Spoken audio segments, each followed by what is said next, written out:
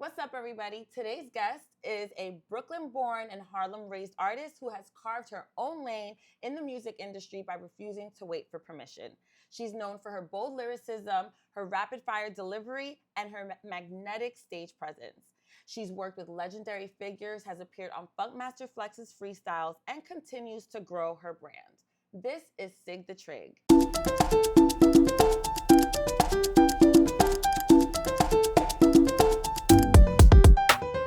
On Tales of a Latina, we celebrate women who don't wait for a seat at the table. They build their own, and they bring the community with them.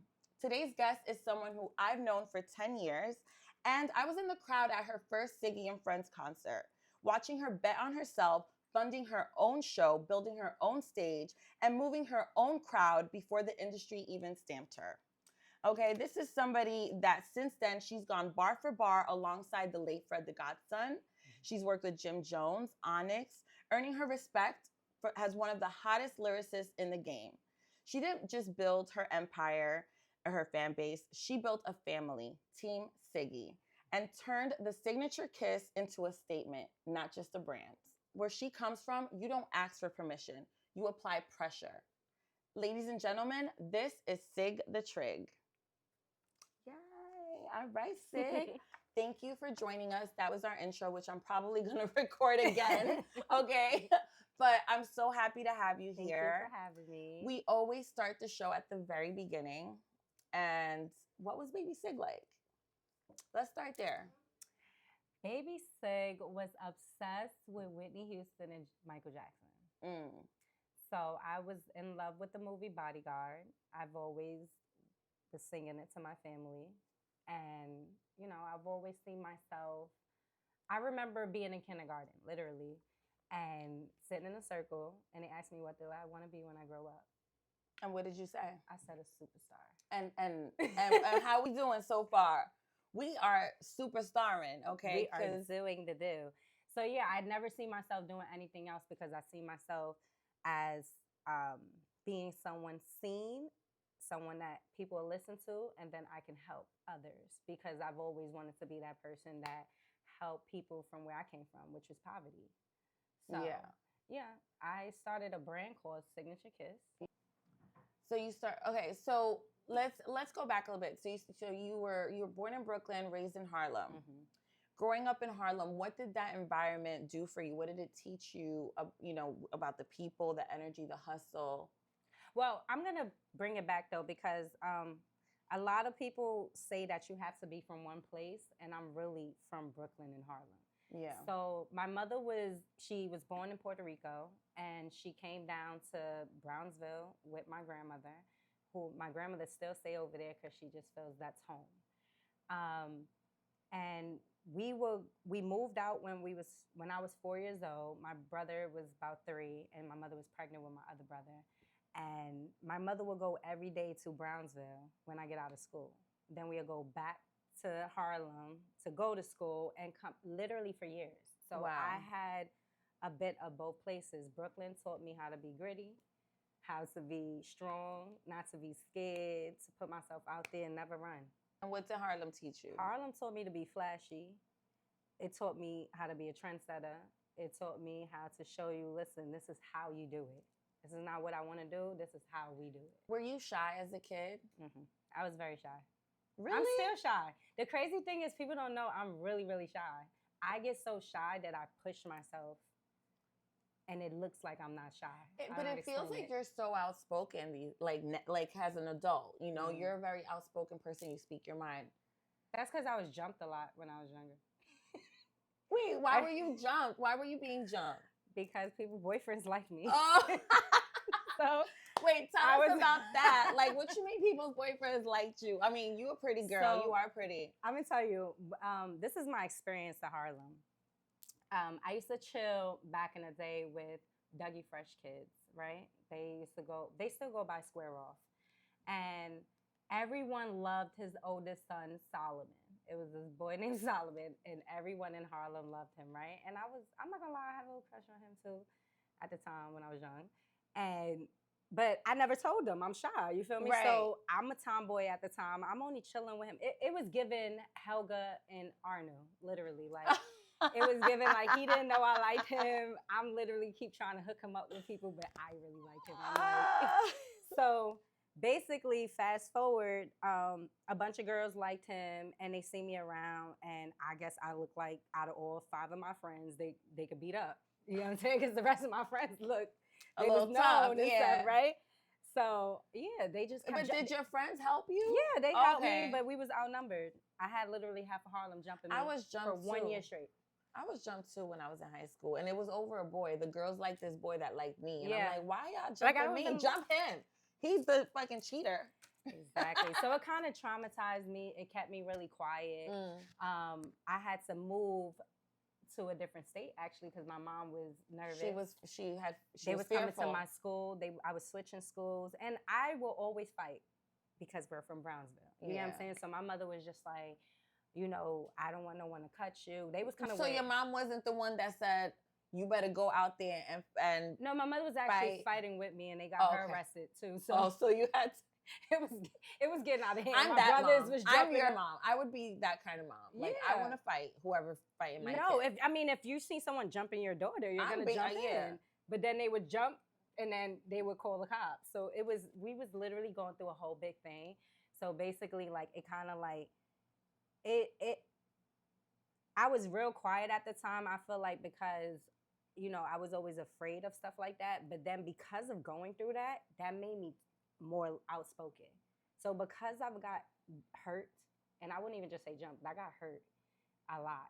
You know what I'm saying? I remember having a black eye every month, new one. That's crazy. Like it was crazy. So you were picked on a lot, like bullied. I wasn't picked on. I was just getting jumped. Like I would get jumped. But that's bullying. That's picking on you. I guess they were picking on you for a reason. Yeah. They were starting a problem, but then sometimes I would go to them. So that's why I don't know if it was because you were defending yourself. Okay. Well, you can't defend yourself if you go to their block and they wasn't worrying about you. But did they start it? No. They started it from the jump last week. Right, and you finished it. Yeah. So you got picked on, and you finished it. Why the cops ain't go with that? Why they arrested me then? You got to cry. You got to get your acting on, man. I did. I should have been there. I would have been like, officer. No, but it really built me. But at the same time, I don't trust females because of it. Because these were friends. These were girls that was like telling me that they messed with me or they was cool, and the whole time they were jealous. Yeah. So it's like, it's crazy that happened when I was 15, 16. And I'm at my big age now, and it's just like, I see certain things, I'm like, I don't know if I want to get too close. I don't know this. I don't know if I'm going to be around them and they're going to try to hurt me in a different way. Yeah. So that's why I got a little bit more outspoken and talking. You're outspoken, but you have your guard up. Mm-hmm. So let's talk about something like a specific moment that made you realize that you need to stand strong in your identity. Like, what was that moment that you said, all right, I need to be more outspoken. I need to stand strong. I need to own in on who I am. I'm not going to let nobody. I would say I was about 18, 19, and maybe a year before that, I was running around with Tiana Taylor. Okay. And I remember at the time I was a Wilhelmina's model, so I was doing my own thing. She just got signed to Pharrell, and it was me and her. It just worked. You get what I'm saying? So we're like everywhere with each other, and then it got to the point that I realized that I wanted to do a little bit more, and I was running kind of behind someone, and I was noticing that I wanted to kind of have my own name, and to be honest, that moment too was a motivation, of how she was pushing through, because I've seen a lot of stuff. I haven't been around her in years, of course, but this is when we was younger. Why not? What's up with that relationship? You guys are cool still? No, we're not. I haven't seen her. I haven't seen her in so long. I mean, I've seen her stepfather recently, a few months ago, and we still, if I see him, I say hello, whatever. Yeah. But yeah, me and her stopped talking when we was kids. We don't even know each other as adults. Why did y'all stop talking though? Do you ever feel any regret of distancing from that friendship? Because do you ever feel like if you... I feel regret. Only thing that I feel regret for, because people be like, live with no regrets, Cat. I feel regretful of making a choice of saying fuck it. Literally. Me and her stopped talking. Never talked about this. Crazy. That's what we do This on is some Tales real of a shit. Latina. We get deep. We get So, wow. Okay. So, okay. Because I did watch that episode, the Sweet 16 of my Super Sweet 16. That was my best friend. You were in that Yeah. episode. I was in Google And I was video. like, isn't that sticky? I don't know why I Yeah. was watching my Super Sweet 16. I don't know. I be watching that old, I like to get back in tune with my younger self too. So I was watching my Super Sweet 16. I was a 16-year-old mom. Yeah. I should, My mom too. My Yeah. mom had me 16. Yeah. My mother had me losing her virginity with a condom on birth control. Wow. I was meant to be here. Yeah. So I always thank her for not aborting me. Yeah. Because she, like, that's crazy. Yeah. Like, You know what? I'm going to tell my son, you better thank me. Motherfucker. That's No, I'm literally joking. But like, okay, so I'm going to do it, guys. Never did this before, but Yes, I mean, tell it's me, over. what It was a happened? thing. Why y'all stopped talking? All right. So I remember dating everything. So it was August 8th and Bernie Mac died, right? Real talk. That's how I always remember. We was in a cab going to meet Lil Wayne. Lil Wayne was doing the Carter 3 album, right? I'm mad hype because it's Lil Wayne. Yeah. So we leaving. Remember the boy I told you that I had the crush on? Yeah, Solomon? yeah, Solomon.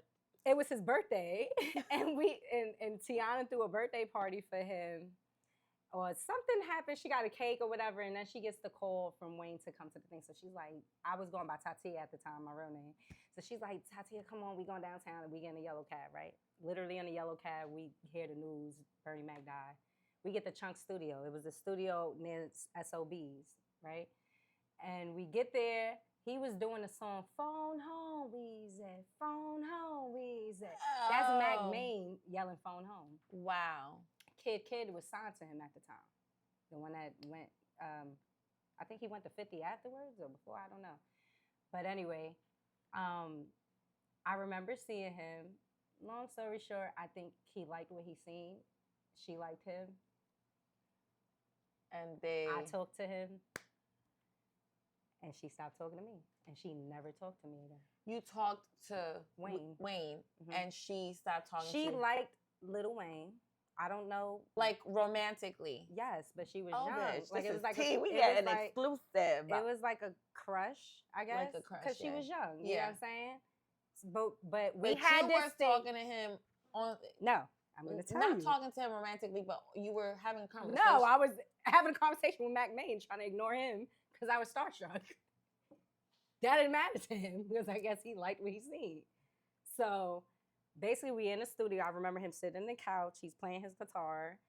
And I'm talking to Mac Main, but I'm literally trying to just like not pay attention to him because I don't want to look like I'm starstruck because I don't want to embarrass her. Yeah. Because I'm outside with her, even though I got my own stuff going, but I'm a model. Yeah. She's in the music industry at the time.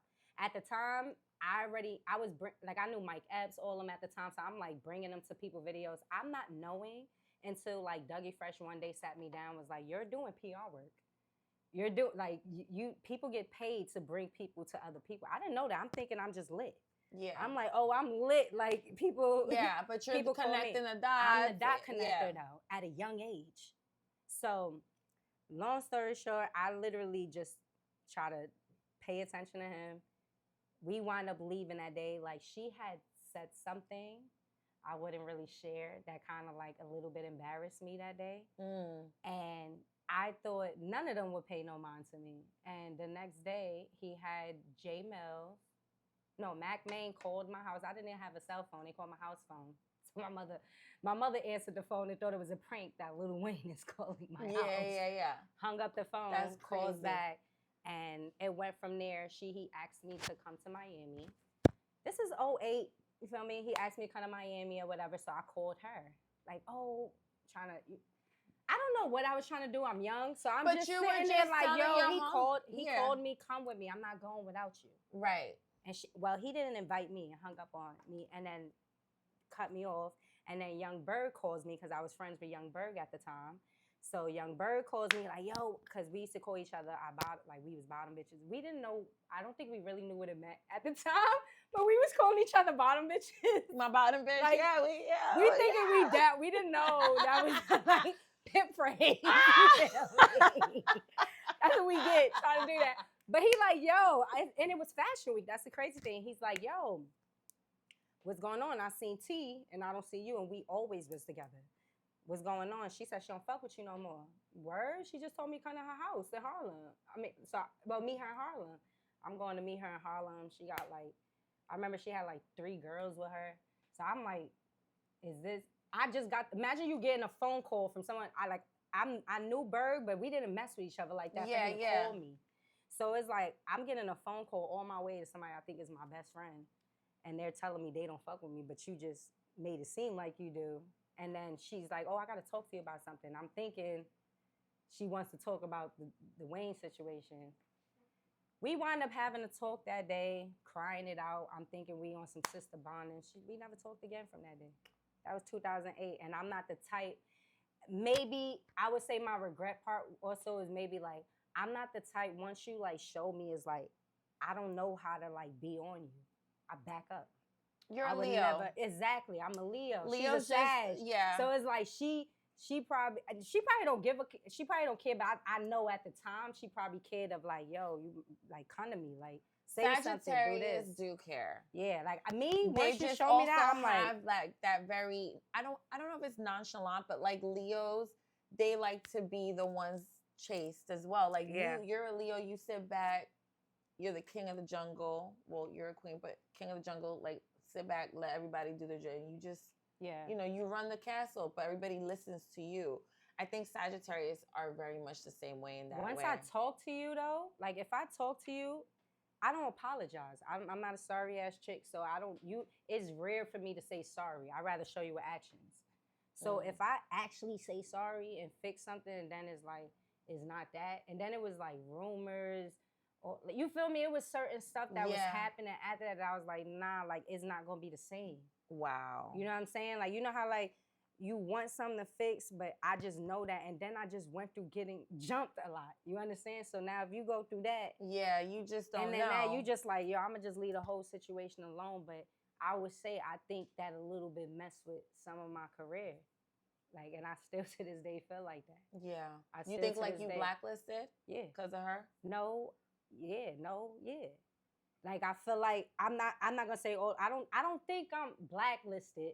I just feel like if you I remember real talking this, and I could show you the DMs. I remember talking to Pusha T, and Pusha T was asking me in my sign, all this stuff, where I'm from. Once I told him I was from Harlem. Harlem is small. She's first lady of good music. He unfollowed me. He unfollowed me. You understand? I was seeing little stuff that I'm like, Dave Dash is my mentor. Right there with Kanye. Literally the day when they went. So it's to other people, it looked like, oh, you bugging. No, but I'm there. I really mess with these people. I just don't talk the way everybody else do. You will see when they're around me. Yeah. So it was just certain stuff that I was just like, maybe not, because it's 15 years later or 20. You know what I'm saying? It's certain stuff, but you never know. You never know. And then it don't have to be her per se. It could just be her team. It could be friends that would just be like, oh no, I don't like you. It was people that didn't like we was friends because they wanted to be around her, I feel, for clout, and I was really her friend. And it wasn't. I was doing my own shit. I had my own motion in the industry already. It couldn't be. I was getting it. People remember. Oh, hey, I got her, Tyga, and Aaron Reed in Summer Jam. I was always me. I was the person people would call for that. I was always who I am now. I just didn't know you could make money doing it. I'm thinking you're lit. I didn't know about PR or none of that stuff. No one was teaching me that. I was just, people would just call me like, yo, such and such is Bow Wow is in town. You think you could get me here? Or it's just certain stuff that I'm like, oh, okay, now I'm noticing. But then if I talk about certain stuff, niggas gonna think I'm bugging.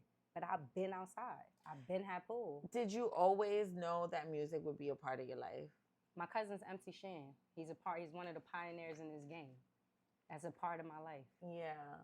You know what I'm saying? So it's like I've been doing music since I was younger. My father sings.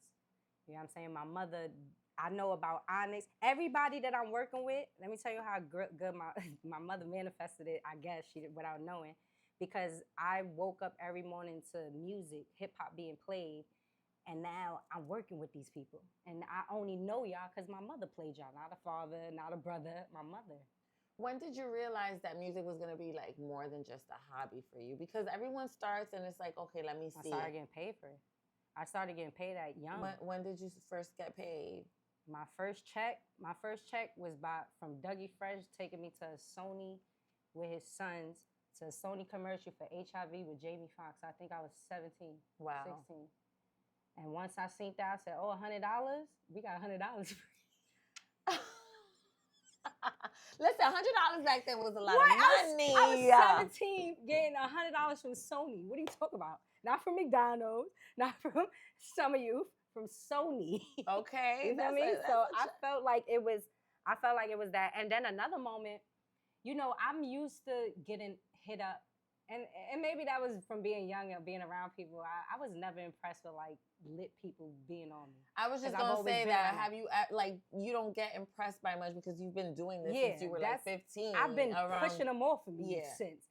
But I was impressed when Shaquille O'Neal hit my DM and said he proud of me. He still don't follow me, but watch. I said that really showed me people is watching and doing certain stuff and then not only that, like even with Jermaine Dupri or Jazzy Faye. It's like if I'm around, it's like a push. And then recently, LL Cool J just posted me, and you know that's huge. That was huge to me because he's like, yo, next Rock the Bells, and it's supposedly he's known for his word. When he tell you stuff, next Rock the Bells, I'm supposed to be doing. Well, make sure that you reach back out though. Yeah, like you got to keep up with like when somebody tells you, yeah, yo, hit me up, keep up with that because I know this is what I do.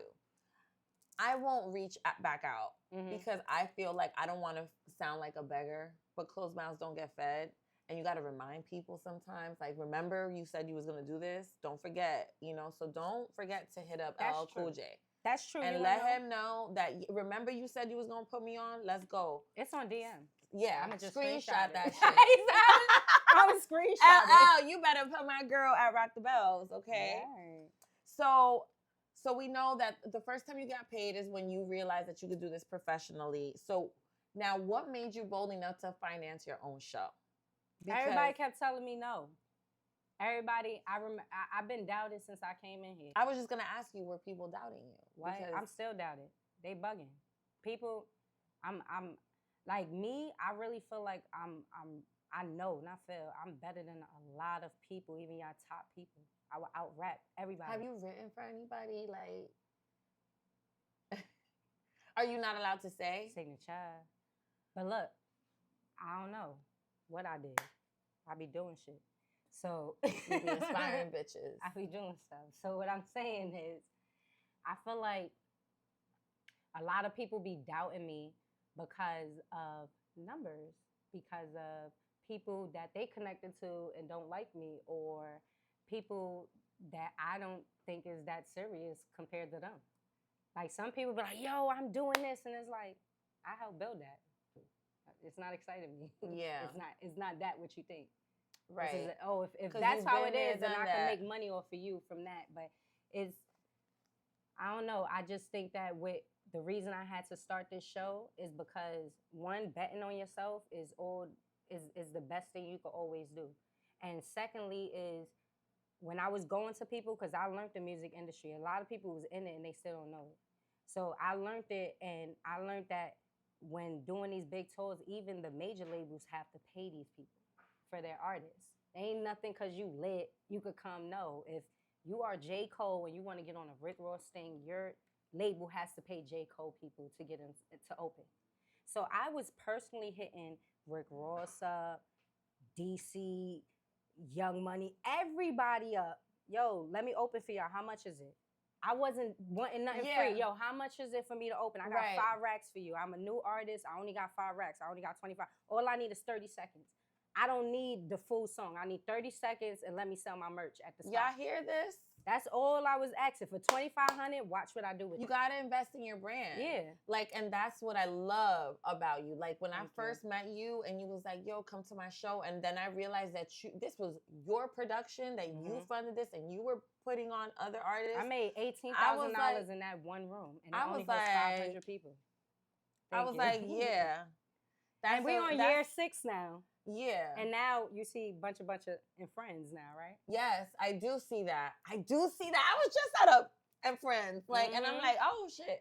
But y'all can't Siggy was the first one to do it. Besides rock and roll. Yeah.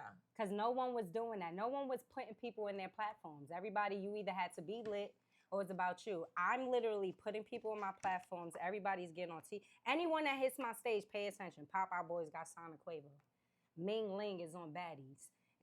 Everybody else hit the radio. Everybody got views on them. I got write-ups, publications. I'm about everything to get on Siggy and Friends. I'm gonna sing you got vendors, everything. I set you up, and if you sell tickets, you make money off your tickets. Sell 20 tickets. When you get the 21, you keep half of your sales. If you can't get 20 people to come to your show, stop rapping. Period. Stop singing. Yeah. Because if you can't get 20 people to come and support you, you at the wrong place or you're doing the wrong job. 20 people. That's all you need is 20 How you people. Gonna fill a venue of 100, 1,000? You can't bring 20 people. So at the end of the day, that's why it was big for me to show y'all numbers mean nothing, because I have people that got millions of followers and they can't pack out SOBs, and that's why I keep using SOBs, because it only holds a capacity of 500 people. If you sit here walking with your entourage and that's what makes it big, you ain't lit, baby. I just went to a bunch of shows and I'm seeing people come with their entourage. I'm doing shows. It's 11:59 and my show ends at 12 midnight and there's a line still outside trying to get in. But I got 70,000 followers. I'm performing and competing with people with 950,000. Millions. 1 million, 2 million. Even you could talk to SOBs. My last one you went to, two weeks before that, Partisan did a show with Lou Got Cash and brought Cardi B. It got packed for that moment and then they left. Yeah. Because it was the Cardi B. I sell out. Yeah. That didn't sell out. It still didn't sell out with that. It just, the people came and at the moment and then left. And they all came in free. No money, no nothing. They walked in with it. My people pay. And I'm charging $40, $60 at the door. That's another thing that you're not paying attention. Y'all charge $15, $20 and nobody's still buying your tickets. Crazy. I'm charging $40, $60 that it could go up to $80 at the door and I'm selling out.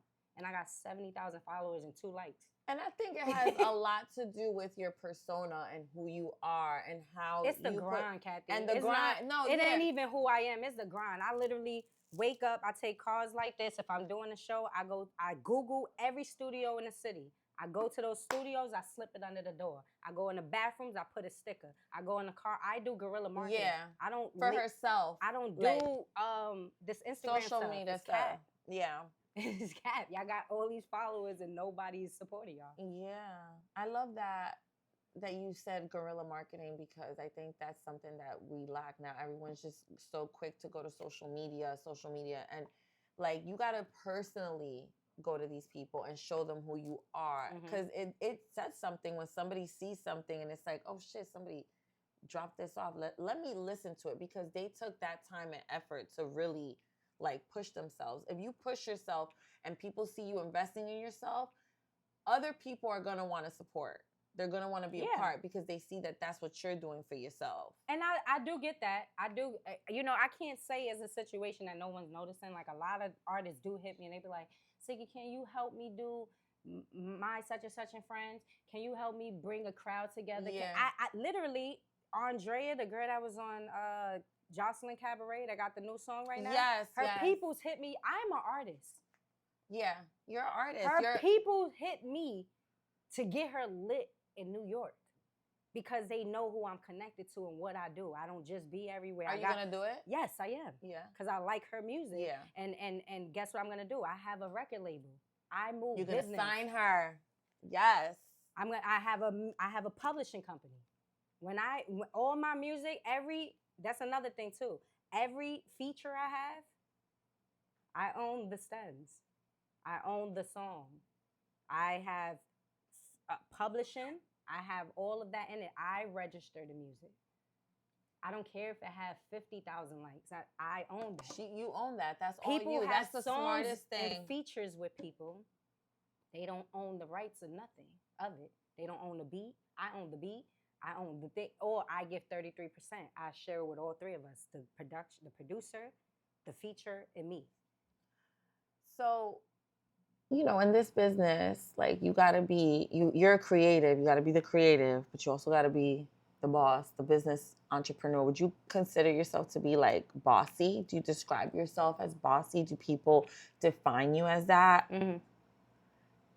I think I'm boss. I think I'm a boss and bossy and Khaleesi and Harlem, and I'm bossy and Bangladesh. And shout out to Bangladesh for doing the beat for bossy. Nice. Harlem. Yeah. So what's the difference between being bossy and being assertive? Because I feel like you're more assertive than bossy. All right. Now, we spoke a little bit about everything already, kind of. But I want to talk about anyone specifically. I mean, we spoke about it a little bit, but do you feel like anyone has ever tried to diminish your voice because of your persona? Mm-hmm. A lot of the men that I curved in this industry. Yeah? Yeah. It would be certain stuff that like, I know everybody in the game. I've been in the game 20 years. I worked for all hip hop in the back. I was helping artists get lit. So that's another thing people didn't know about me. So why I knew everybody. I was the person before World Star when all hip hop was popping. Mm-hmm. I was the person you sent your music and videos to. Wow. So that's how I gained my relationship with Red Cafe. Because Red Cafe, he used to always send me his music. And, I guess that's how I learned that when you doing business with people at entertainment, you take them to dinner. It don't mean they want you. It's just courtesy. Yeah. So he was taking me to dinners. I'm thinking like, oh, he on me. No, it was courtesy. Girl. You got what I'm saying? I used to date. Yes, I did. But he's my friend. We're cool. Yeah. But yeah. That's gay. And I know him so many years. But I know that, this was before I was in the industry. I was in the industry, but I was more like behind the scene too. I used to blog. I used to work for Strawberry Blonde. I had my own little website where we posted music, kind of like an all hip hop, but it was an all female blog called the Sorority of Hip Hop Strawberry Blunt Girls. Right. So I'm like, damn, we probably might have. No, we did because So I remember 50 Cent did Before I Self Destruct. He did right. So we went to 33rd Street. He had an opening, and I went with Red, and that was I guess an invitation. One, obviously, I worked for all hip hop, but just showing. Listen, I'm doing something for you, do something for me, blah, blah, blah. So I remember sitting in the front, and at the time, Lloyd Banks and Jewels kind of had a problem at the time, right? They go outside, and my boy Johnny Depp was best friends with Jewels. And Jewels... Johnny Depp? Do you remember the Johnny actor? Depp? No. Okay, then I don't care. No, I'm joking. How you say the Dipset? The Dipset.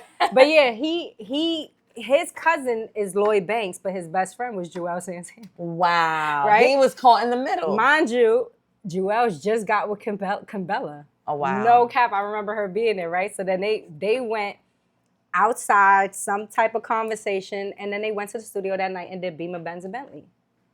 So I remember sitting here, when I fast forward that I'm going to start doing music, I know all these rappers. I did stuff for them, write-ups, such and such. Yeah, it didn't work like that. Yeah. If it was certain favors they didn't get, if some of them probably wanted to talk to you. Yeah, the industry is fucked up. Somebody didn't let me do their day. They have a certain day that they do. I ain't gonna say the name, right? But they have a certain day that they do, right? And they ain't let me do their day because I was with my baby father. Wait, what? Is it Jeezy? No. Oh, does Jeezy have a day? No. Who has a day? Figure it out. No. Well, that was old. He's old. Yeah, and that don't count. That's the crazy shit. Who has a day? Y'all can figure it out. Y'all have episodes to figure this out. Oh yeah, we do. I want to talk about navigating the industry a little bit, and what's some of the hard truths that you feel like you've had to accept about this industry? That you can't change the formula. you know, we come in thinking that we could do it our way, or like we have this whole plan. Mm-hmm. But there's a formula in this. What do you think that formula is? Is it the big booty girls? Is it the, you know, what? It's what? not a look. It's who you know. It's the connections. It's the relationships. And never get too comfortable thinking your relationship is tight enough. So that's why, like, because people switch up for a check. Yeah. So that's the hard truth, that people would do anything for money, don't trust anybody, and know that just because you have a plan doesn't mean it's gonna work. Because there's a formula in this game. You chose to play in the devil's playground. You cannot come with your own rules. So wow, that's crazy. I'm just like, damn, bitch. Can't even give a suggestion in this bitch. Can't even tell them, like, maybe you should tweak it a little bit. You have to follow their formula. Mm-hmm. But I feel like you have your own formula. I have my own formula, but I'm not as big as Cardi, Tiana, and all them either. What do you think is missing? What's missing is my personal. People don't really know me like that. Your personal life. People can't ruin my personal. People can't come in. I show y'all what I want. Some people know I got a kid. Some people don't. Yeah. Some people know I'm married. So you don't know nothing. You're married? We'll get into that. No, because I didn't know you was like legally married by law. I ain't never say that. I said people don't know. I was like, you're not.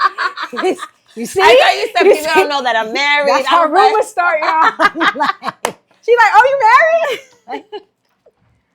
So, okay, let's talk about some of the things that you feel you've had to unlearn in this industry, you know, that you felt works. Like, you said that the industry has a formula, but... I had to unlearn to be smart. I had to unlearn to know what I'm talking about. I had to unlearn knowing what they really mean behind what they're doing. You got to play dumb in this to get far.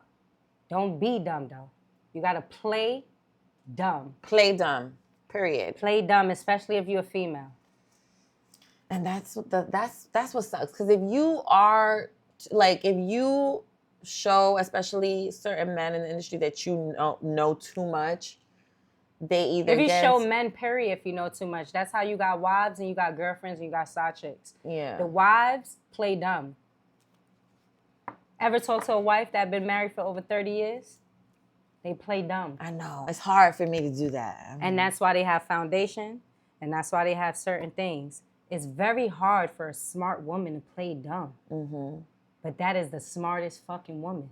Mm-hmm. I'm still trying to learn how to get smart.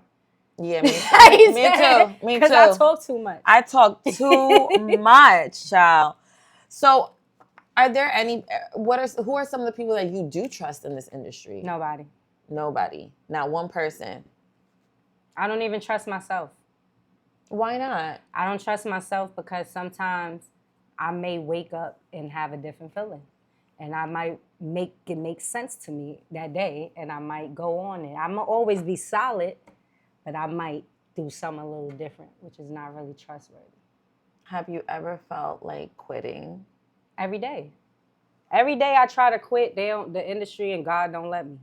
What do you think God is trying to tell you? He want me to give him a message. He want me to be. I'm the voice of the lost souls. I already know I'm the voice of the forgotten ones. I'm the person that God is using to show that all this is gonna happen. I'm like the arrow of the industry that I get hit, and the stick is all the people that I'm saving.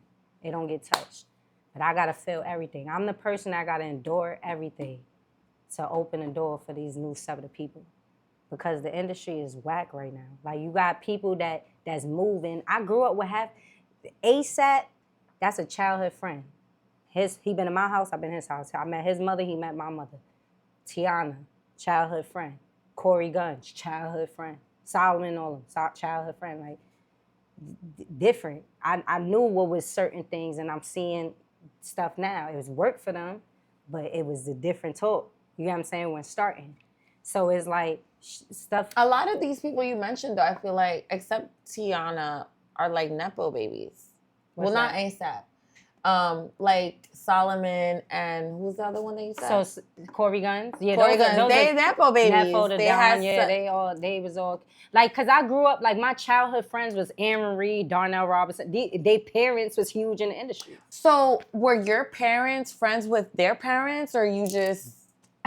You want to know something funny? Everybody thought I had money when I was younger. Right. And I lived in the projects and no one never knew where I lived at. Wow. I always came to them. I was Laura London. Yeah. Except for I was poor.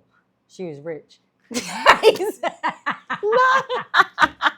So like my boyfriend was rich. I used to lie about being rich. I used to tell people I was rich and I was broke as fuck. But people thought I was rich because of who I was around. Because like I was 17 dating Rich Hill, Tommy Hilfiger son, bringing him to the hood. Oh, really? You feel me? Drop top Bentleys and shit. Like literally, that's how people knew me. Like I've always had somebody, and like I think I was always the girl looked at that she's gonna have a rich boyfriend, and I wanted to be the rich girlfriend, tricking on my boyfriend. Like, why y'all gotta put me in that? Like, what's your mentality now? Same. You want to like be the stunt. Okay. No, right now, like today, like right now, you gotta trick on me. I'm a little broke right now, but when I get money, I got you. Feel me? Yeah, like, trick on me now. I like to trick. And then we you gonna feel trick me? on But you when later. I don't got it, I don't got it. Well, now we're gonna get into the fun part of the show, and this is called a quick chisme. Do you know what chisme is? You Puerto Rican, you don't know what chisme is? I never had a peanut butter and jelly sandwich. What? From the hood. Like, I dead ass never had a peanut butter and jelly sandwich. Well, the quick chisme is like a quick gossip. We're gonna ask you some quick... bonchinchera. Bonchinchera, yes, bonchinchera, yes, bonchinchera. We're gonna do a little bonchinchera. Cheese grits? El chisme. Oh, I thought you said cheese grits. Bochinche, el chisme. The chisme is the gossip. Basically, this is a rapid fire segment. I'm gonna ask you a question, and you gotta answer it right away. Like, I'm not giving you too much time. You gotta, the first thing that comes to mind, you gotta say, okay? Okay. So, industry men, are they secure or intimidated? Intimidated. Why? Well, because they don't really got money like that. T. Biggest red flag in a collaborator. In a collaborator? Like someone you doing a song with or whatever, like someone that you about to work with or someone that wants to work with you. They get upset with paperwork. Yes. Why y'all get upset about paperwork? Because they know contracts that. Because they like, damn, they on to me. Right. That's why they get upset. Would you date another artist? I never dated artists. That's good. Because you know, a lot of people in the industry. I got head. You got what? You got head? Wait, you got head from an artist? A lie. I ain't date though. Soft life or savage mode? Soft life. Would you ever expose someone in your music? Have you? Not say their name, but I expose. What's the pettiest thing you've done? Like now? Like as of today? Like just an hour period. An hour, yeah, what did you yeah, tell us. What did you do an hour ago that petty was shit all the time. Petty. What's something petty I did? I don't know. That's snitching. Come on. I just be doing petty stuff. Okay. Would you say you're a petty person? I'm mad petty. Don't mess with her. She petty. I'm really, really petty, and I know a lot of people, so it's dangerous. What's one thing people don't admit publicly about this life, this industry? That they broke? Period. I'm broke. I need money. Who's going to give it to me? Exactly. Sugar daddy. I'm joking. I'm not, but I am now. If you could rename hip-hop culture, what would you call it? Hip-hop. Take out the culture. Yeah. like hip-hop. Started out in the park. Well, thank you. All right, that was the quick chisme segment. So thank you for sharing your little bochincha with us. And now we're going to get into the Tales After Dark segment. This is a little bit spicier. And I want to talk about a few things. So for me, like, you're in an industry where girls are over-sexualized. Boys too now. And boys too. And kids. So let's talk about it. What do you feel needs to change? The sexualized stuff. Like everything. I don't think kissing should be going on camera. I've always felt like that. I didn't like seeing boy and girl do it. I've been like that since I was younger. That's too much. It's like, I don't like it. So I always felt like that needed to change. That's just too much for kids. And, you know, I don't feel nothing wrong when, like, when you older, you're a girl and, like, sexy and stuff like that, because why can't we be sexy and you not rape us or kill us or hurt us? You get what I'm saying? So it's like, I just think when it comes to the kids and what they're showing to the kids, that's when it's a problem. So what do you think is something that's hard for women to admit about themselves in this industry? Being that it is over-sexualized and everything is about your image and how you look. Earlier we were talking about boobs and getting them lifted because we need to, you know. But that's for us. Some people get stuff for people. Like when I get my boobs lifted, I'm getting it for me. Because I don't like wearing bras. I don't like the wire. This is not for a man to like me. A man gonna like me regardless. I watch men have Rasputians as wives and be faithful and love them. Men don't care what you look like. They care about how you make them feel. Men are stupid. Not like that, I'm sorry. But it's like you train them. You can. They literally care about how you make them feel. They don't care what you look like because they would have sex with anything. Yeah, and how you make them feel with your... No, not only that. I'm joking. Oh, but not only that, but it's just more so they want you to rub them in their back, care about it's certain stuff. Men are babies, so they want you. Yeah, they want to be gotta catered be tough everywhere else. Yeah. So that's why I like that look stuff. Or I'm going so my man could want me more. My butt. He is doing a flat board right now. So what do you think? And happy with it. So a flat board. Yeah, no, literally a flat board and happy with it. So that don't mean that he cares about that. Those men find excuses, and most of the time, those men are gay. Oh, let's talk about that. They be gay. I need your butt like this. I need this. Oh, you look like this. Like a real man not doing that, because a real man know you're gonna get old and your beauty gonna go away. Then what? And most of the time, men look crazier when they older compared to women. They look crazy. Y'all chest, y'all shape, y'all breath. Everything just is different compared to a woman. Yeah. So it's like women have always been about maintenance and taking care of ourselves. So that's why I said for us to think of over-sexualizing, because that's what men, they want. That's for you. That's one thing that we have to admit as women. Like, we're not confident in ourselves. We're not happy with ourselves. And we keep thinking that we could change certain stuff to change how we feel. Nah, it's not going to always be on looks. What do you think is the difference between being desired and being respected in this industry? I care about being respected. Yeah. I don't care. I don't want nobody to desire me. I don't like that. I've been dealing with that all my life. That's a curse to me. And have you ever felt like you had to compromise yourself to move forward in this industry? Like, has anyone ever made that kind of proposition to you where, like, if you date me? Yeah. Hell yeah. I came in the industry when I was 15.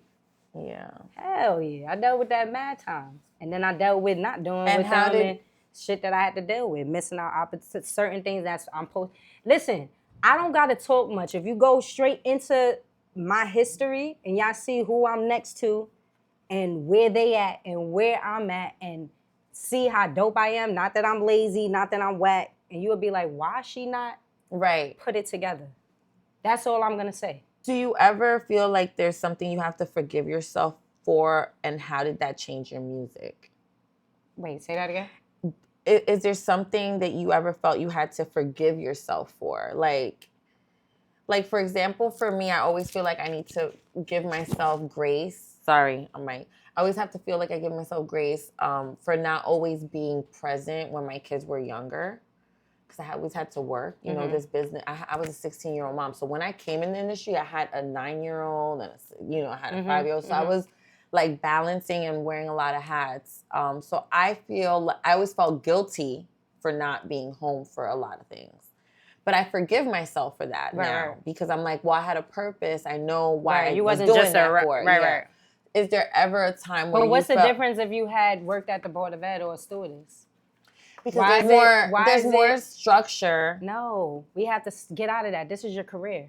Yeah. People, like I had to tell my mother that. Yeah. Ma, I don't go That's the main person that be trying to tell me shit. I don't go to work. This is my work. Yeah. This is, when I come here, when I left my daughter, Mommy, I'm going to work. Yeah. I don't tell her I'm going to film or no, I'm going to work. I'm going to work. This is our job. We have to stop devaluing it just because we ain't seeing the funds right now. It's work we got to put in right now. So at the end of the day, it's the same thing if I worked at McDonald's and wanted to be a manager, a general manager. I got to start flipping burgers. You would be there. I'm getting $5 right now to make that $20 later. So that's not, that part we could say for the forgiving part, but like with me, I would say of just not like loving on myself more and betting on myself more. It's like you forgive yourself for not betting on myself more.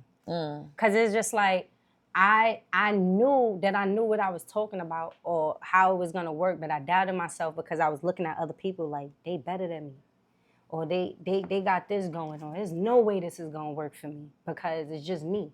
And then I watched them use a formula that I never need. I'm the machine. You are the machine, but you felt like you need at that time when you would see other people doing the thing, you were thinking there's a machine, but really it's like no, they did have a machine. Yeah. But what the thing is, I don't need what they need. You studied the formula and you're the machine. I'm the chosen one. So it's just like, that's where Siggy and Friends came from because, of course, a lot of people don't know I planned Siggy and Friends in 3 weeks. Some people do shows how I did it in months. It takes and I 6 sold months. it out. Yeah. And every time I do Siggy and Friends, I only got 3 to 4 weeks all the time. So it's like... Well, now it's a staple event, like, every year. Now it's a yearly But imagine that. Like, that's why when I first... I'm so happy they caught that on camera when I went on stage and almost cried because I remember not eating for 3 days. Ooh, I'm about to cry again. And I remember calling Drewski and like, yo, son, I don't think nobody gonna really come. The tickets is not moving. You feel me? Everybody telling me they coming, but it's not moving. Yo, I came and niggas bought at the door. People do that. They I had to learn that in this industry. Yeah. People are last minuters and they'll be like, we gonna come, but we'll buy the ticket at the door. They'll buy it the day of. Yeah, and they came and they sold out. And I remember getting on that stage. And I remember being downstairs and not wanting to go upstairs. And I'm like, I don't want to see who up there. Like, I just feel like the big crowd is down here. Yeah. I went upstairs and couldn't walk through the crowd. And niggas was like, yo, we here for you. Like, I had Missy Elliott DJ as my DJ. I had Rockwall as my DJ. Yeah. I had Drewski from Hot 97. I got Shade Room in the building, Complex in the building. I said, me, that at the time I had 20,000 followers. When I got on Funk Flex, I had 2,000 followers. I remember having a talk. She had me in the building. Yeah. Oh, no. Wait, hold on. Let's talk about... That wasn't Siggy and Friends, but I do want to talk about that. That was Siggy and Friends? No. You know what that was? That felt like Siggy and Friends. That was the first ever Hot 97 stage, all women.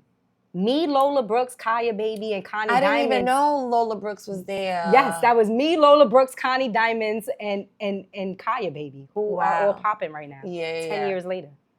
2016 is when we did that. Yeah. So it was just like, that was my first time hitting the stage. And I remember a week before that, I was working with Face.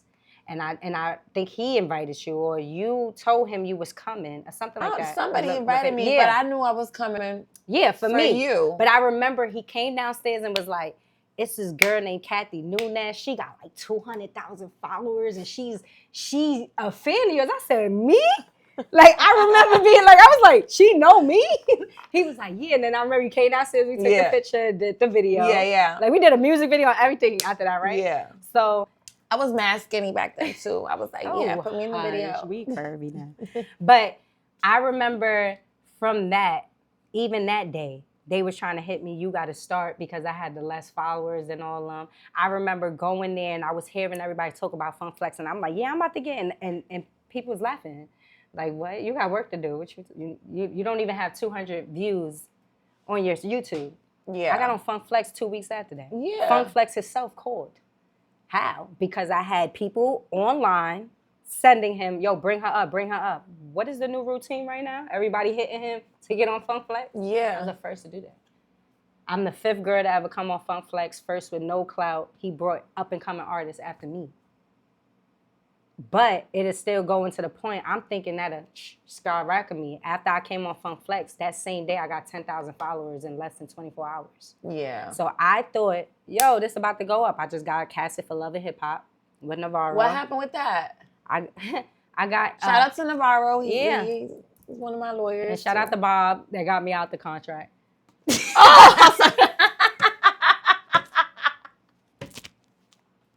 I love them all. They both still my lawyers. So You what know I love them. happened? What happened? What, Love Hip Hop? Yeah, what happened with Love Hip Hop? It was season 6 or something like that. So when I came in, or season 8, it was one of them when Cardi had the short hair, when she first came on. So when they had me come on, they wanted me to go at it with the girls, whatever girls was on the cast. All I of said them. no. Yeah. Then the next thing is they wanted me to be like some type of super duper hoe, because they wanted me to be with Rich Dollars, Jacquees, Self. All of them. So that was another no. And then they try to stir it up into music, right? So then I remember, shout out to Brian. He's now with Now That's TV. But he hit me and he was just like, yeah, you need to make a diss record against Dream Doll, da-da-da. So I'm like. So you did a diss? No, I didn't. Oh, okay. I didn't. And then next thing you know, I went online and I seen Dream Doll saying one of the songs that was similar to mine. And then me and her went at it online. We still don't even talk. We never really talked before, but we don't talk. We never really fixed it from that. Yeah. But yeah, I wound up saying I want to get off of it because I didn't know how to do TV at the time. I like everything's real to me, so it's like lit. Yeah. You feel me? Yeah. And then they tricked me. And had their producers call me and say, hey, we got another show we want you to be on. And the show wound up being Black Ink. Oh, I remember that. Black Ink. And I got Swung On TV. You got what? I got Swung On TV. Oh, that's, yeah. And I haven't seen the girl Kit since. Which girl was this that swung on Kitty. you? Kitty. The Asian girl? The one that was doing C's. Oh. Remember the one that she, I only remember you and I Donna was show. on it for 12 seconds. Yeah. So it's like, how do I get remembered? That just shows I need a show. I don't remember. I never really watched, but I remember Duchess. I remember but I don't remember watching the show. But anyway, it wasn't nothing that serious, but it was more so of those are the same producers. Right. So they set up. Okay. I had went on I went on Funk Flex and I said a line about Love and Hip Hop, and that was they get back. Yeah. To get Be Cool. And then they told me that I was coming they told me come dressed up, it's for a party. And when I came, everybody had sweats. I was the only one dressed up, if you notice on the well, you didn't see the episode, but on the episode, and then. That's crazy. Yeah. And then they pressed charges on me. So you must have beat them up. No, I didn't get to. So why did they press charges on you? Still trying to figure out. That's insane. But everyone was gangster. That's insane. I still got the messages. The cast was scared of me. Wow. Well, enough about the past. Let's get into the future. All right? Let's get into the future. Let's talk about my daughter. Let's talk about everything that you got going on now, your new music. I know you said you got a song out now called Honey. Uh-huh. You got Honey out. Shout out to, I redid the Bee Gees from the 70s. They always say redo a hit from 30 years ago to make another hit. So that's what I did. Okay. I didn't know they said that. That's so smart. Michael Jackson does it. So R.I.P. Mike. But that's like the formula, one of the formulas. You take a hit from 30 years ago, whether it's a dance, a look, or a song. No one's going to remember because it was 30 years ago, the new generation, and you redo it because it worked. And reintroduce it. Because it worked. Yeah. Okay. So I basically took the Bee Gees, which is Honey. Everybody loved Tastes Like Honey. And I redid it. And I loved it. Thanks. So what else? Tell me what else. What else are you doing? What's your latest project? Right now, what's my latest project? We were talking about it all day today. Singing Friends? No. My cosmetic line? My clothing line? Yes. My TV show? Your music. You have a song. I got so much. Nasty Girl. Is that out yet? Nasty Girl. No, Nasty Girl? I did a drop mic for it for Drewski. But it's not out yet. I redid Vanity 6 because I want to Prince bitches. Let me tell you. Prince? Yeah. The late Prince. The late Prince. Yes. I just be wanting Michael Jackson to touch my butt, but I want to be with Prince. Because Michael Jackson always touched the baddies' butts. Y'all forgot? Well, yeah. Every baddie, he touched their butt. I didn't know that. Oh go through all his... Go when he did the joint with Britney Spears, when he did it, you're going to see he Goes like this, even in the music videos. Michael Jackson a grandma, but because he a Virgo. Yeah, I do like Virgos. That is one of my favorite zodiac signs. So, all right. So you got your makeup brand. Let's talk about that because you said you got me a gift or whatever. I don't know. You got me some gifts. I want to see. I love a good gift. Let me start with this first. This is our new thing. So because I do Siggy and Friends and I do a theme every year. Last theme was New York City is the new New York, right? So instead of New York City, is New York Siggy. So New York Siggy. We made me into the Statue of Liberty. Oh, and you can put it as decor. I love this. Thank you. You out. Yes, I'm gonna put this and nice. Like I can just okay, just like that. I got you a little bag. Thank you. Right, I don't know. Do you smell weed? I do. Okay, so it don't have weed in it, guys. But it has my music, and it has a weed bag, so you can put your weed in it. You know what I mean? Okay. But it does have something in it that you could put to your lips. Okay. Like a blunt. So I got my weed bag. I want to open everything, okay? Don't. So okay. And then the name of them are in the bottom right here. So I got a signature lip gloss. This is called Mint Chocolate Truffle, which I love. And it smells like mint. Oh, I like this. I like this. And here's your liner, so you can do your... And my lip liner, which I can do without... Bring it back. Show it to your camera. What? The first one. Show it to your camera. Oh, right here. So this is the lip gloss. Thank you, Siggy. I love this. Okay, we're going to put that there. We got the lip liner. I got a few things. Okay. Oh. Okay, this is very pretty lip liner, which I don't need. How you going to do that without seeing? Like this. Oh, you can feel your lips. My lips is too small. I got like this. Yo, you're really doing it. It's called talent. That is talent. I can't do my makeup driving. I think that's talented that women can do that. Period. I got another lip gloss. This one's called Dreamer, which I love. I'm a dreamer, so that's and good. One comes as a nude. And this is a nude. I'm going to put this on for the next episode with my, retro red lip liner, which I've been looking for a really good lip liner. That's a real good one. Because I have one from another brand that we shall not mention because they don't pay us. But yeah, oh my God, what's this? It's a beanie. And I got a beanie, a signature kiss beanie. So you already know. Thank you so much. Okay, there's more stuff in here. Hold on. Then you can take the picture of that and it goes in my music. Oh, I got a red one too? Yeah. Oh my God. Kathy Red. This is my favorite. This one is called Cherry on Top. I love this one. This is my favorite one. Okay. There's more in it? Oh, shoot. I didn't even know. Yeah, girl, you hooked me up. I'm good. Oh. That's and wild this berry. is like a wild berry color. Oh my God, I love this. Thank you for my gifts. Yes. Signature makeup. Make sure you got, and then I got my weave bag. And the barcode, look, guys. And yes, there's a barcode. So we're going to make sure you guys, if you can. I have pound bags too. And zip bags. Oh, she got pound bags and zip bags too. Okay. I have weed too. Not just like. Hey, fuck it. Yeah, so, all right. So Signature Kiss. Yes. My mission for Signature Kiss is to help kiss away poverty and insecurities amongst the youth. Because when you look good, you feel good. So right? it's a nonprofit too? No, it's a LLC right now, but I'm about to make it a nonprofit. Yeah.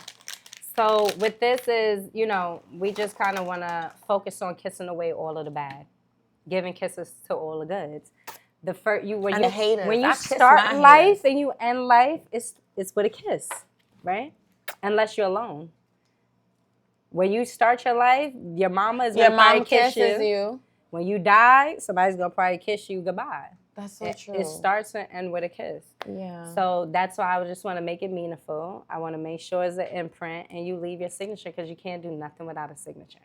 Nothing. Can't leave the doctor's office after you push out. You gotta sign it. Yeah, and I love that. I really do love that statement. You gotta kiss when you're born, you gotta kiss when you die, and you really can't do nothing in life without a signature, and you shouldn't. Sign that contract. But I also added with my daughter. My daughter, I started a lash line for her. I bought her first business when she was 7. Her first LLC. That's so smart. Yes, parents, and I'm telling myself that. I mean, my oldest has the LLC, but if I was to have another baby, I want to do it the right way. Like, do everything when they're young. Yeah. Get their LLC started. I mean, they're still young. No, mine are grown. 24 and 18. That's still young. My 18-year-old, I still got, I think he's going to be the one. He's gonna be the one. He's going to be the one. No, but it's with my daughter, you know, I've just been showing her about ownership. I've been showing her like how everything is important. And I also show her the hard parts of me. I cry to my daughter. That's my best friend. Yeah. So it's like, I know that they'll be like, oh, she's a kid, but my daughter is so mature. Like, God knew what he was doing when he gave me my child. Because he just knew, like, I don't like talking to nobody. You needed a support. Yes. So emotional support. And she's child. like stern. She's an Aries. So she's like, Mom, why are you letting them do that to you? Did they do something for you before you're doing for them? Like, she talks like that already. Yeah. So it's like, you would think I would be hard. I'd be like, no, you gotta still. And then I'm like, wait, she's right. She's this. And she'd be like, you gotta stop letting people treat you like this. You have to know what you did and who you are. And I'm like, yeah, kids will tell you the truth, the hard truth. Yeah. But it's dope because my daughter, I show her that like when things don't work either. And I show her that I don't give up. So it's like, yo, this ain't work. It's not like, oh, I'm gonna cry. It's like, yo, find another way. We're gonna figure out a different way to do this. And I'm gonna get the same result. I want the same results of what I wanted, but we're gonna just do it a different way. Yeah. And that's I show her not to give up because like now she's in volleyball. And she like every day, the same way she see me perfecting my craft, if I'm writing music, if I'm in the studio, she sits down and she watches the games. She does that by herself. It's not me like, yo, go sit down, study these plays. You wanna be the best, you have to perfect your craft. And you have to start young, and you have to wake up. You have to look good doing it because you're a female. So now my 12-year-old has a routine by herself. She works out. She's hitting me, oh, we're on vacation because they're on vacation now. She's like, can you take me to practice Tuesday and Wednesday? I want to do just an hour. She makes sure she's doing something. And, you know, it may not be like, I don't want her to be in the entertainment business. I mean, if it wound up happening, I get it now while everybody say they don't want their kids in the entertainment business. But at least she know if she do get into it, she'll know like, you don't have to ride everybody's wave. It may take longer. That don't mean it's not going to happen. Yeah. That's what we have to understand. It don't happen unless you die, unless you get sick and paralyzed. And sometimes it still happen like that. But just because something is not working a certain way, it's like, well, everyone else is doing this and this is what's popping. No, that might change tomorrow. Because you know what's crazy? I'm always telling my youngest son, because he's a musician, he's a producer, he makes beats. I'm always like, Papa, you got to post more. You got to post more. You got to post your stuff because no one's going to see it. But he doesn't want to, he's just not into social media. He creates he creates the music, but he's just not into it. But you know what your son might be? Like Kanye. He might be someone that's like, I can put myself out there, but I'm not going to put it for free. Like, he needs to find a different way of putting himself out there. And then when they come to him, they know when they link. Because that's like, you don't see the big producers that we knew of, and I'm just going to say names because obviously that was our time, but like, let's say like Scotch Storch, Timberland, all of them, they're not putting their beats. They're not putting their beats online and stuff. That's true. Oh my God. Swiss I didn't think about it like that. Swiss Beats. My son wants his check, y'all. Yeah. He wants his money. Y'all want to hear his stuff. Y'all want to see his stuff. Set up. He maybe could do a room session and be switching it because I think every producer's a DJ. Every DJ is a producer. We did tell him to get into DJ. Do that and mix up your joint. Give everybody 20 seconds of a different beat. And then what they're like. But that YouTube, all that, because I don't even get beats from that because you could be selling my stuff to Pakistan and I'm not over there. So now we got 2 songs and I'm trying to figure out what's wrong with my song, my sound exchange and song trust because somebody's using it in Pakistan and I'm in America. Right. So that's why you have to make your beat in front of me. I'm recording you so I could take your ass to court if I hear anybody with the same tunes. That's what I do to protect myself. Do you as an pay artist. for all your beats or do producers just send them to you because they want to collab? Like I do a split. Okay. I do splits. So I give the producer half of my writing, they give me half of their beat. I give them a percentage of my shows to make it fair. Yeah. Because let's say if they don't listen to the song and nothing happens, it's different. But at least if I'm getting bookings and stuff, you could feel something. I like to do some type of partnership because I feel like I learned this. I went to school for international business, and one of the main things that I learned in business is that if you make your employees, because you're my employee as a producer now, so if you make your employees feel like they have some type of attachment to the business, they go harder. If it's a little stock, if it's a little, so if I'm sitting here like, yo, I'm gonna give you half of my, if you give me half of your beat, because I know the beat is really the shit. They can take my words out, and then you hear Doritos commercial is just a beat. That the producer get paid. I don't get paid. They took my lyrics off. But if I get a percentage of that beat, when they get picked up, even if it's 10 years from now, I get a check. I get a royalty check. So what I do to make it easier for them so I could get that off of business, here's some of my lyrics, but if the lyrics don't work, I get bookings. Now, I'm not saying every artist do this, because if you're a person that don't get booked, how is that going to help the producer? But I get booked. So when I get booked, I give you a percentage of this if I perform your song. And then now you getting something, and now it makes you possibly go harder. You might need, you never know where it would take it, compared to a producer feeling like, yo, I'm giving beats. And if the joint don't hit platinum, it's like I wasted my time. Yeah. You It know? gives a certain type of incentive and Because we motivation. need these producers. Yeah, absolutely. And they losing their confidence because they of not getting AI. paid. AI too, because a lot of people are making music with AI, which I don't necessarily love, but get in tune. Yeah. Don't get in tune with this I was AI. telling my son, I'm like, you need to get in tune with AI, because that is like the new thing. So if you know how to use that, there's nothing you can't do. Yeah. And the great thing about AI right now, until they fix it, is you can ask them exactly what you want. You have to know how to ask. People don't, that's what Jeff Bezos is meaning, that the next 5 years is going to be super multi-millionaires off of AI. You have to know, people still don't know how to use AI. They thinking like, oh, no, there's a certain way you have to ask. If you say, that's like, for instance, if I'm reading a question, yo, I want to be wealthy next year. I'm going to write, I want to be wealthy next year. What is the steps I take to start today with everything that I do right now? Yeah. Right? What I do right now is this. Okay, guys, it's AI, so they already know, so don't get scared. But if you don't, if it don't come out, you write down what you do. You got to be very detailed. And they're going to break down everything and then follow it. That's going to stop soon. They're going to be charging for that. Yeah. He is meaning right now you could get all the information you want within the next 5 years, maybe less, if you know how to ask this damn ChatGPT and AI. That's it. And it's going to give you everything. I've been doing everything ChatGPT is right now. Everything with my business. Everything. I love ChatGPT.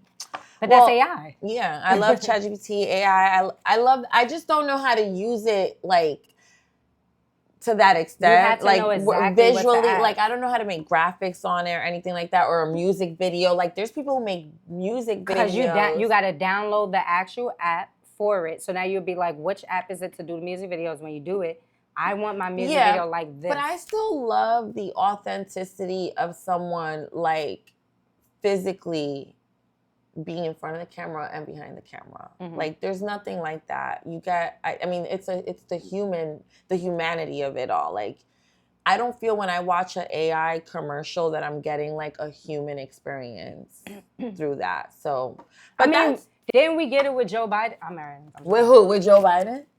What? Then he died in 2019. Oh shit. Oh, okay. So AI is doing great. Yeah. We had a whole president for 4 years. Wow. That's insane. You didn't tell me this, Rachel. Cut! All right. No. Now we're going to close. Now, okay. With all that, we had a great interview with you today. I'm really thankful for you coming to the show and just telling your story and being honest and truthful and just opening up the way you did. I'm so grateful for that. What's something that what do you want people to say about Sigdatrig when it's all said and done? What did Aaliyah say? No, I'm just playing. No, seriously, I just want people to say, because this is who I'm becoming still, but I want people to say that, like, people forget about everything when they come around me. It's just a breath of fresh air. I make you laugh. I could teach you some things that you probably didn't know. I'm talented. I entertain you. I make you feel love, and I'm going to leave my signature. And when I leave, it's something that's going to be memorable. You never, ever going to forget me. Anybody that came across me in life never forget me. Yeah. So that's how I always knew that I was meant to do something big in this world because I forget everybody. I forget everybody. I forget everybody. I be sitting here like, damn, I don't remember you either. Yo, that happens. And to it's me like more everyone than remembers yeah. me. So I'm like, okay. And they'd break it down, pictures, everything. I'm like, oh, you ain't lying. Yeah. So it's like, but at least I always ask them, I'd be like, was it good? Like, did I, you Was know, it a good it was a good experience, right? I Like, wasn't can mean to you or can anything. I fix it right now? Like, cause that's one thing my cousin MC Shane always teach me. He like, you wanted this life? He said, no matter what you're going through, the number one rule is, as an artist and an entertainment, don't take it out on your fans and your supporters. He said, imagine you, he said, who you love? I said, I love Whitney Houston, Aaliyah. I named my daughter after Aaliyah. Prince MJ, right? He said, imagine meeting them and they had a bad day with their family and stuff or whatever they went through. And then some real human stuff. And then you come like, can I get a picture of them? And they like, not right now. That should have crushed you. Cause you ain't even know probably you was gonna run into them. It's a one in a lifetime and you love them. And they just hit you with the nah. But I think so it's like always figure out how to dust that joint off and you have a smile for your supporters and you have you always gotta the show must go on, right. is the saying. Like the show must go on. But I do wanna say this. Like people are human and it's okay. Like if Michael Jackson said to you or said to me, right? He's dead right now, God rest. But he was like, I'm having a bad day. I really don't want to take pictures. You're not allowed to. You're not allowed to be that. You chose the entertainment world. That's like saying, listen, you're not allowed to do that. And like, I'm honestly, gonna do it. No, you're going to do it, but then that's when it's going to be the difference of the greats and then the people who came. Just saying nice and being nice and communicating and saying, listen, I love y'all. Imagine this person got 2 days to live. Anne Hathaway did it. Imagine this person got 2 days to live, right? And you just having your bad day for your few hours because maybe later on you get your back broke or something, you feel good now. Yeah. That little second right there could have changed this person's life. You have to put that shit to the... No, I'm always take a picture. You're not a lawyer. If you wanted to do that, they only be a lawyer. Work a 9 to 5. Do this. Entertainment business, that is the main thing. People is known for taking pictures. You're a celebrity. You understand? You're somebody people look up to. They, no matter how much you say, don't look. That's like me being somebody. Like I find the celebrities that say that too stupid as hell. And I don't care. Fight me if you feel some way. You sitting here saying, "Oh, kids don't look up to me. Look up to your parents." What are you talking about? When you're somebody that's in front of a camera or anybody, any type of influence, people is going to look up to you. You have to be careful how you move. You got to be, you're going to have those times of being human at certain stuff, but you got to fix it because people is looking up to you. If you ain't want to be looked up to, be a ghostwriter. Be working 9 to 5, mop the floor at McDonald's. You understand? Don't be an entertainer, and then that's what I'm meaning with the formula. Don't change. Yeah. You can't change the formula because of how you feel today. And this person just came, and they probably didn't want to tell you they got 2 days to live. They just want to enjoy this moment with you, and you just hit them with the, I'm having a bad day, but at least you got another day tomorrow. They dying in 2 days. You understand? So you don't get to do that as an entertainer. You chose this life, put that shit to the side and take your ass to the bathroom and cry it out and come back outside and be good to these supporters. Yeah. Because they ain't have to be here. You won't be where you at if they don't support you. You don't want to be known as, I had a bad day. Everybody had bad days. You supposed to fix it for me because that's how they look at us entertainers. It is what it is. Yeah. We the people that make them feel good. They had a bad week, they came to our concert. They had a bad day, they watched our show. We don't get to say, oh, I had this. Figure it out. That's it. That's we have to. We got to do that. But do you ever feel like, because I see this sometimes, a lot of fans do love when you open up and you are vulnerable and relatable to them. And they can feel like, okay, she's going through that. I'm going through that too. But we going to talk about it in the interview right here. Yeah. I talk to you and be vulnerable. But when I go outside to my fans, I'm not going to do that because it's not their fault. Yeah. All they know is Sigdatrig. All they know is I love this song. I like what you look like. They don't care that my man just beat the shit out of me yesterday. They don't care about that. They care, but they care like, oh my God, you're Sigdatrig. Like, like you understand? So that's what we have to stay on when being entertainers and being in the spotlight, being in sports, being in anything that The You're a camera's public on you, figure. that you're a public figure. Understand that you're an influence. You can't be on the I'm only human stuff. We can't do that because at the end of the day, God gave you this gift to touch people and make people feel better. And people watching you is showing like, yo, I have another chance. You don't know how they looking at you. Yeah. And a person could be looking at you like, yo, I could start this show. I could do this. It's not always copying. Like for me, I could say, me growing up watching Tiana, watching Corey Guns, they inspired me. Those are my childhood friends is my inspirations. I remember watching Tiana open up for Rick Ross, and look who Rick Ross is now. Mm-hmm. Look who Tiana is now. I remember watching Corey Guns doing songs with Wayne, and you understand? And that right there, that's inspiring to me because we came from the hood. I remember niggas was sharing food. Niggas was trying to figure out, we sharing clothes. And niggas is on right now. I could say Michael Jackson, but I know him.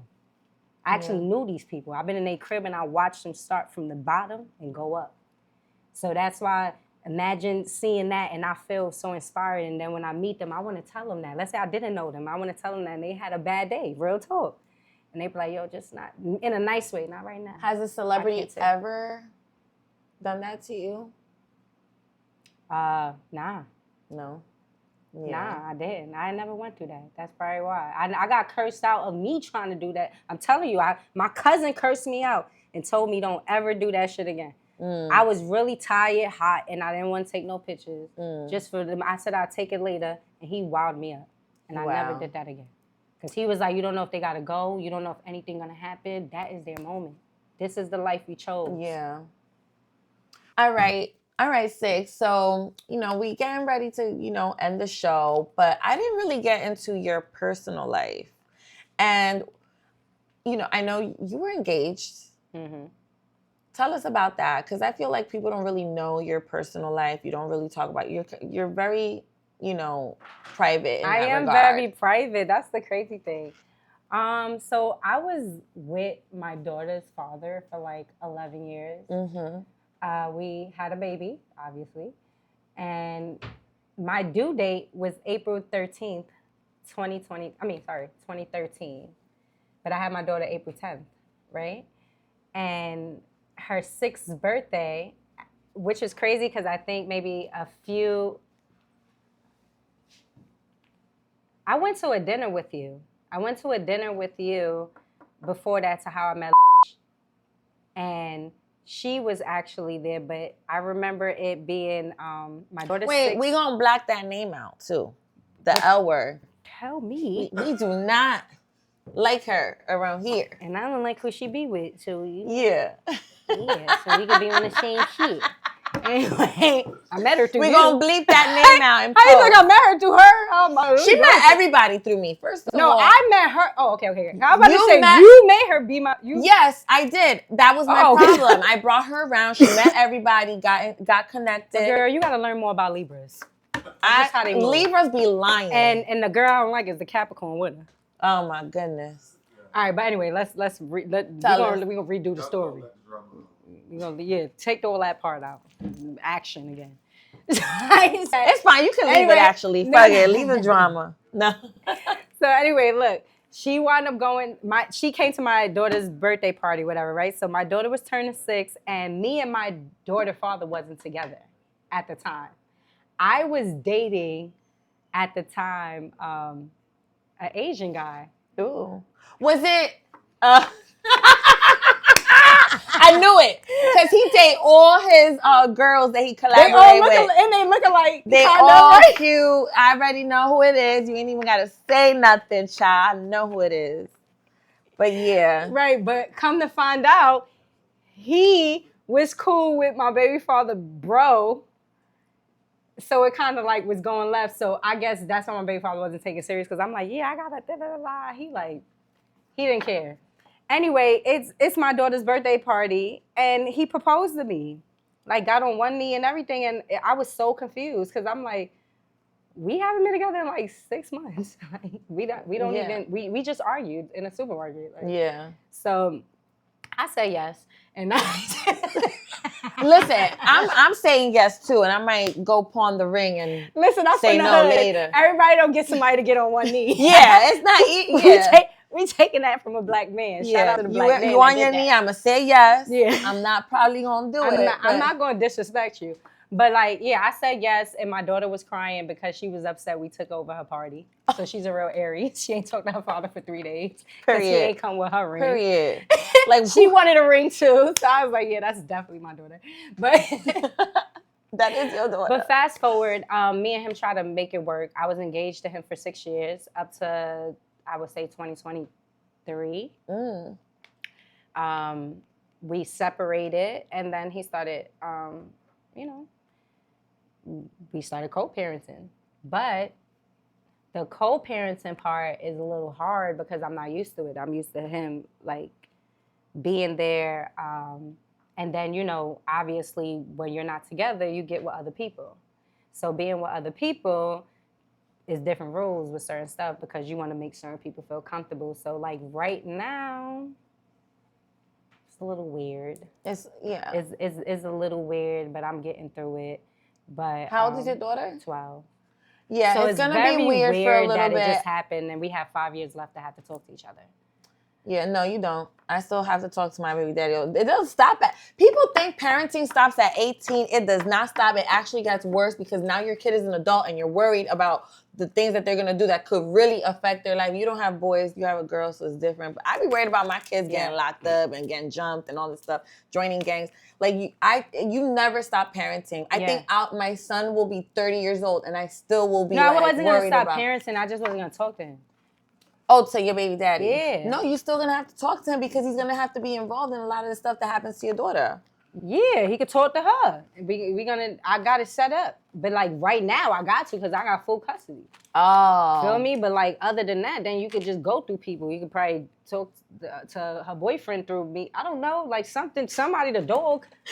They got new shit. You feel me? What? Send Prince over there. Teleprompter. Yeah, you can set it up. There's ways. But right now, I got to talk to him. You don't want to physically talk to him. It's like, other than that, like I was engaged for 6 years and I never planned a wedding, never looked at a dress, never did nothing that you're supposed to do for marriage. So I knew I wasn't marrying him. I just knew like he gave me like my greatest creation. So it's just like, I don't know, hopefully in the future, because I want to be one of those cool child parents. Like I want to be that person that like, you could get along with, and we could do barbecues and all that. But niggas ain't there yet. I might shoot it up. Are now. We're cool. I might shoot it up. You're not shooting up. Wait, you're not letting them shoot it up. I said I might shoot it up right now. So it's like I don't think I'm dead Tupac right now. So I'm trying to get back to poetic justice. You are co-parent. I mean, it's fine. I feel like you're doing a great job. Your daughter. It's not that bad though. I'm just for you. I'm not even gonna lie. I'm just for you. I'm used to getting what I want. I mean, my phone bill still get paid by him. Yeah. I mean, I haven't been together 3 years. That's good. Listen, girl, you got more than I did. And on that note, we gonna end the show. I thank you so much again for like opening up with your honesty, your truthfulness, and this is a safe space. So I hope you felt comfortable and you have fun with us. Yeah. And I want to tell everybody where to find you, follow you, everything too. Okay, but before I do that, I want to say thank you for supporting me all these years because it means a lot to me. Like, of course. I really, really appreciate everybody that support me because I really put all of my effort into this. I don't just do stuff like, oh, this is popping. I really sit down and plan stuff and you think it out. It's a thought out process. Yeah. So it's like when someone really pay attention or like really supporting or liking, that means everything to me. So I appreciate you. Thank you. Of course. I appreciate you. I think you're super talented. I've been watching your journey. I've never stopped supporting. Even if it feels like I'm not coming to every show, because I have so many friends, but there's not too many people that I think are like really talented and really have this passion that I see is in your eyes when you're putting out your music, and that's what I admire. And that's why you're sitting across from me, because not everybody gets to sit here. Like, you have to be talented. You have to be someone who's really putting on for the culture, and that's what I see. And, you know, it's like, we're going to bring Siggy in because she got to tell her story. Yeah. And I'm so grateful that you opened up with us. And thank you. Yeah, so everybody, tell everybody where to follow you. So you can follow me, Sigdatrig, on all music platforms, social media platforms. No space in my name, guys, please. It's Sigdatrig. You can't do nothing with the Sig without the trig. You feel me? Just like you can't do nothing without a signature. You need to pull the trigger to shoot the Sig. So yeah. But yeah, so now. Yeah. But yeah, you could go to www.thesignaturekiss.squarespace.com. Okay, I know I'm a little ghetto right now because I got the Squarespace, but just bear with me, y'all. Just bear with her. Go to her Instagram, follow her, click the link in her bio, do all that good stuff. And just to close out the show, I want y'all to know that Sigdatrig reminds us that identity is power. And power is built through conviction, honesty, and relentless pursuit of your craft. This is what Tales of a Latina is all about. Women who build the culture, who rewrite the narratives, and leave their mark. Stay bold, stay creative, and keep telling your story. All right, y'all. Bye. And always remember, it's not how you start, it's how you finish. Period. All right, y'all. Thank you. you.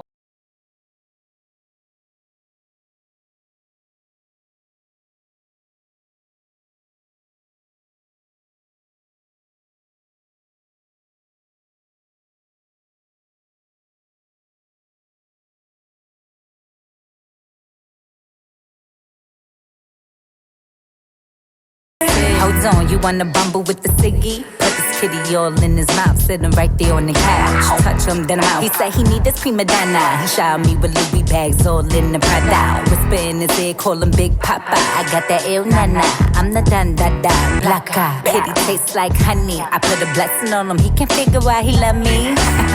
Baby, I can figure it out. Your kisses taste like honey. Baby, I can figure it out. Your kisses taste like honey. Baby, I can figure it out. Why these kisses around me? Baby, I can figure it out. Those kisses taste like honey. Hold on, I hear they still